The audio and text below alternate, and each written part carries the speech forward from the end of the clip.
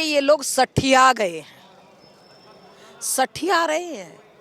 अपने घर में बैठ कर के राम जी हनुमान चालीसा करेंगे, राम जी के भक्त 2-2 3-3 घंटे पूजा करेंगे, लेकिन राम मंदिर के लिए इनकी ये बकवासबाजी बंद नहीं हो पा रही है। ये बड़े शर्म की बात है इनके सामने, क्योंकि इनके पिता ने पाप किया था, कार से वो ऊपर गोलियां चलवाई थी।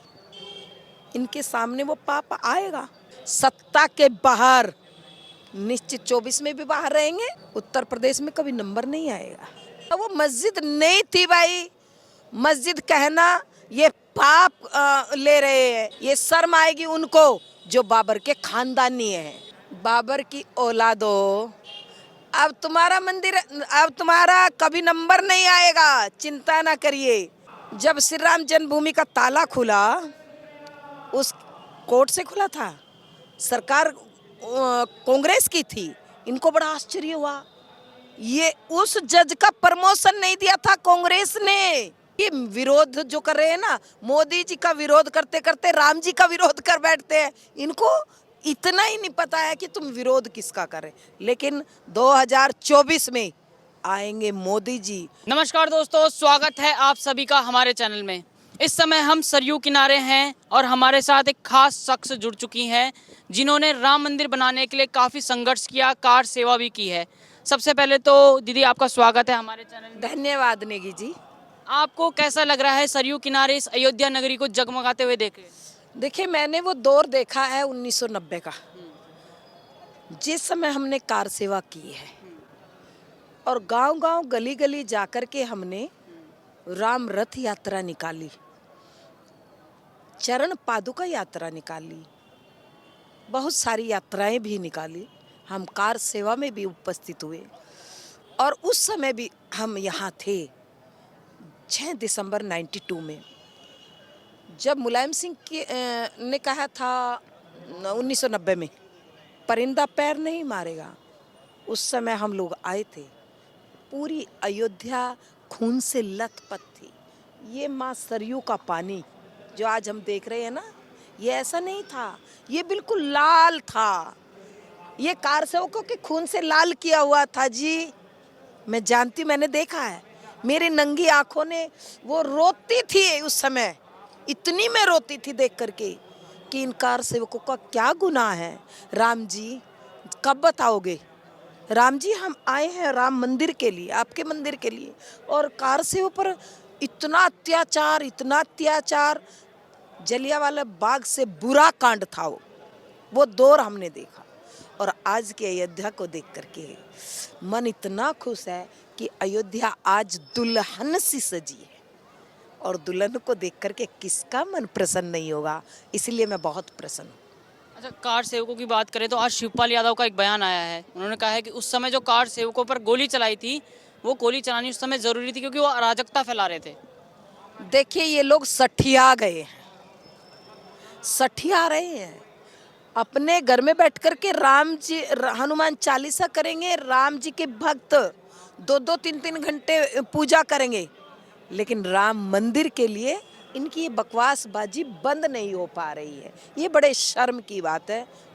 मुझे बड़ा दुख होता है इन पर ये सुनकर के इस तरह की भाषा। अच्छा, आपको क्या लगता है कि जिस तरह से अखिलेश यादव को न्योता गया, नहीं आ रहे, पहले वो रो रहे थे कि हमें न्योता नहीं आया और अब बोल रहे हैं कि न्योता आ गया है तो हम जाएंगे नहीं, बाद में जाएंगे कभी? देखिए, इनके सामने, क्योंकि इनके पिता ने पाप किया था, कार से वो ऊपर गोलियां चलवाई थी, इनके सामने वो पाप आएगा। पिता जब बुरा करता है तो बच्चों को भोगना पड़ता है। सत्ता के बाहर निश्चित 24 में भी बाहर रहेंगे, और राम जी ने की कृपा हो रही है, चिंता ना करिए। उत्तर प्रदेश में कभी नंबर नहीं आएगा। जिस तरह से 22 तारीख की जो डेट है वो नज़दीक आ रही है, उसी तरह से राजनीतिक माहौल भी गर्मा रहा है। जो विपक्ष है, बयानबाजी चल रही है। आज स्टालिन का एक बयान आता है, उदयनिधि स्टालिन का, कि मस्जिद तोड़कर मंदिर बनाने के हम पक्ष में कभी नहीं थे। भाई, इन कॉमन सेंस नहीं, मुझे अफसोस होता। वो मस्जिद नहीं थी भाई, मस्जिद कहना ये पाप ले रहे हैं।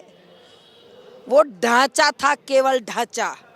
और हमने बाबरी ढांचे को तोड़ा है। हमें गर्व है, हमें कोई दुख नहीं है ना शर्म है। ये शर्म आएगी उनको जो बाबर के खानदानी है।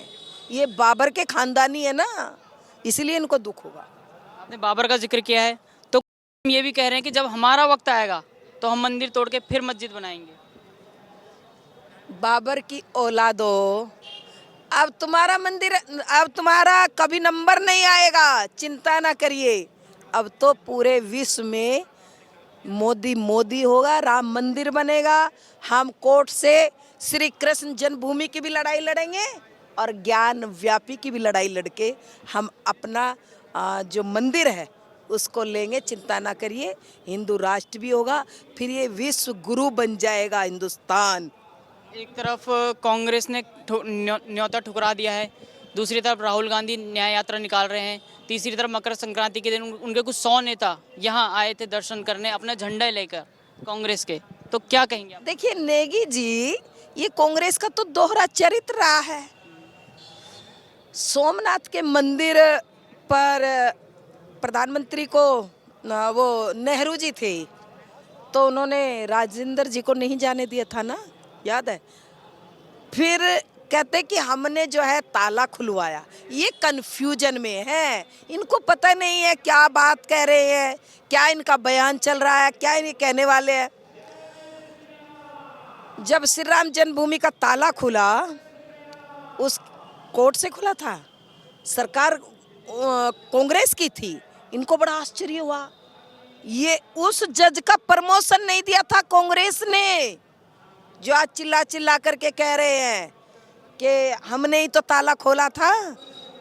उसका प्रमोशन नहीं दिया था इन लोगों ने कि इन्होंने हिंदुओं के पक्ष में राम मंदिर का क्यों इन्होंने वो दे दिया फैसला।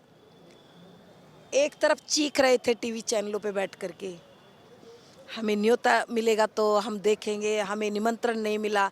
अब निमंत्रण मिल गया, राम जी के निमंत्रण को ठुकरा रहे हैं ना।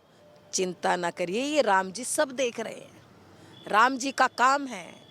राम जी के काम में जो विघ्न डालने वाले हैं, राम जी न असुरी शक्ति को दूर कर देंगे अपने आप, चिंता ना करिए। देखिए आप कार सेवा से भी जुड़ी थी, आप तब से देख रही हैं जब से रामलला जी टेंट में विराजमान थे। तो वहीं कांग्रेस के एक नेता का कल बयान आता है कि जो टेंट में राम जी की मूर्ति रखी है गुड़िया ही तो है, उसके लिए इतना लड़ाई झगड़ा क्यों है? देखिए ये कांग्रेसी बयानबाजी से बाज नहीं आएगी, और मुझे तो बड़ा अच्छा लग रहा है, क्योंकि मेरे राम जी इतने वर्षों तक टेंट में रहे। हम लोग रजाई गद्दों में सोते थे, एसी में रहते थे, मेरे राम जी खुले टेंट में रहे। पहला वातावरण यहाँ का अयोध्या का होगा जी, कि राम जी तो रहेंगे अपने भवन में, और जितने साधु संत वीआईपी आएंगे सब टेंट में रहेंगे। ये कितनी अच्छी बात है। ओवैसी कह रहे हैं कि 22 तारीख को अपने अपने मस्जिदों की रक्षा करेंगे ताकि उनको भी शहीद ना कर दिया जाए। हाँ भैया, चोर की दाढ़ी में तिनका है, ये सच जानते हैं कि हमने जबरदस्ती ओवैसी के खानदानियों ने, क्योंकि ये भी बाबर के खानदानी है ना, इन्होंने जो है जबरदस्ती हमारे मंदिरों को तोड़ करके उन पर ढांचे खड़े किए। ये जानते हैं, बहुत अच्छे से जानते हैं, ये वकील भी है, ऐसा नहीं है। और क्योंकि राम जन्मभूमि के जितने लॉजिक दिए गए हैं, हमारे सारे लॉजिक परफेक्ट थे, तो इसलिए राम मंदिर मिला, हमें श्री कृष्ण जन्मभूमि भी मिलेगी, चिंता ना करिए, ज्ञान व्यापी भी मिलेगी। तो ये शुरुआत है अभी राम मंदिर। हाँ जी, हाँ जी, ये शुरुआत है। हमारा कोर्ट में चल रहा है केस, हम लड़ाई लड़ रहे हैं कोर्ट में, तो निश्चित रूप से हमें सफलता मिलेगी। राहुल गांधी ने पहले भारत जोड़ो यात्रा निकाली 4000 किलोमीटर की, अब निकाल रहे हैं वो न्याय यात्रा 6000 किलोमीटर। देखिए, जो भारत जोड़ो यात्रा निकाली राहुल गांधी भूल जाते हैं, उसके पूर्वजों ने तो भारत को तोड़ा है, टुकड़े टुकड़े उसके पूर्वज नहीं किए थे ना। हिंदुस्तान तो एक देश था, पाकिस्तान को किसने बनाया, जरा बता दे देश को। ऐसे न्याय यात्रा 70 साल तक जनता के साथ अन्याय करते रहे, 70 साल तक बैठे रहे, जनता के साथ कोई न्याय नहीं। आज इनको जनता के साथ अन्याय याद आ रहा है। अच्छा, कल एक मामला सामने आया था गाज़ियाबाद के एक निवासी हैं भोला दास। उन्होंने इलाहाबाद हाई कोर्ट में एक जनहित याचिका दायर की थी 22 तारीख को जो प्राण प्रतिष्ठा का कार्यक्रम हो रहा है उसको रुकवाने के लिए। तर्क ये दिया था उन्होंने कि प्रधानमंत्री नरेंद्र मोदी, मुख्यमंत्री योगी आदित्यनाथ एक असंवैधानिक है अगर वो प्राण प्रतिष्ठा करेंगे। दूसरा उन्होंने कहा कि मुहूर्त शुभ नहीं है। तीसरा उन्होंने कहा है कि आधे अधूरे मंदिर में प्राण प्रतिष्ठा कैसे हो सकती है। क्यों नहीं हो सकती है? जो मुहूर्त निकाला है वो भी तो विद्वानों ने निकाला है, ज्योतिषियों ने बैठ के निकाला है। और कोई आज थोड़ी मुहूर्त निकाला भाई, वो तो वर्षों पहले निकल चुका था। वर्षों पहले सब घोषणाएं हो चुकी थी। इनको तो केवल मोदी जी का विरोध करना है।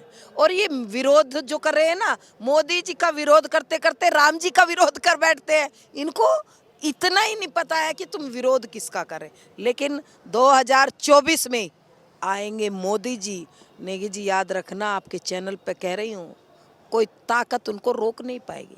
इनको ये 500 से 50 सीट पर आ गए, अब 50 से 5 सीटों पर रह जाएंगे। एक टाइम वो आएगा, याद रखना।